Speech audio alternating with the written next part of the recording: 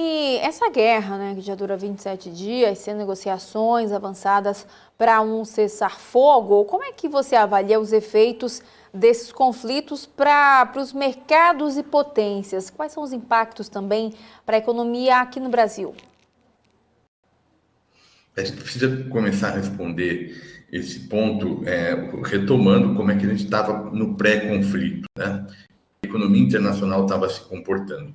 E, basicamente, a gente já tinha alguns sinais de que seria um período de inflação mais elevada e os bancos centrais ao redor do mundo tentando trabalhar para conter essa pressão inflacionária. Ou seja, a gente veio no momento de um choque da pandemia.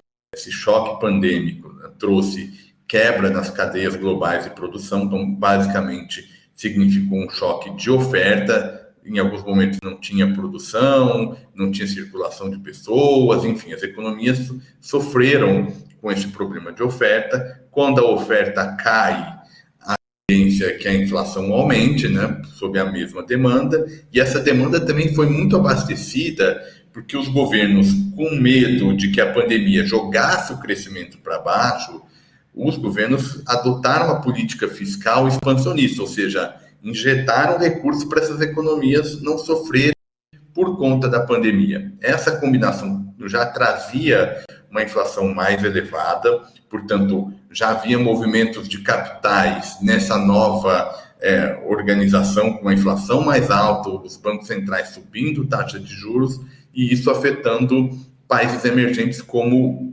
Brasil. Então, a gente já assistia uma entrada de recursos maior na economia brasileira, dada essa configuração. O que a guerra fez, basicamente, foi aumentar esses desafios. Então, a tendência é que a gente tenha crescimento mais para baixo, por conta de toda essa incerteza e de choques que certamente vão vir nas cadeias de produção, com inflação mais alta, que é um cenário muito desafiador. Tá?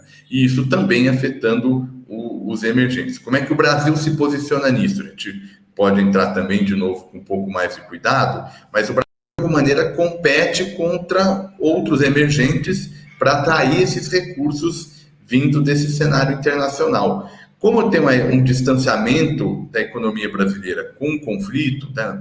Basta ver como é que o prêmio de risco em relação aos ativos russos se comportou, naturalmente tem um choque desse prêmio de risco. O Brasil pode ter, por incrível que pareça, uma apreciação do câmbio e isso amenizando o tamanho do problema inflacionário, que também não é trivial, não é por acaso que o Banco Central tem feito movimentos de política monetária. Então é verdade que o Brasil deve sentir esse quadro de crescimento mais baixo, inflação mais alta, mas talvez uma intensidade menor por conta da apreciação do câmbio que pode vir com esse choque de commodities muito alta e comparando o Brasil com outros emergentes, o Brasil pode ter relativamente um papel positivo.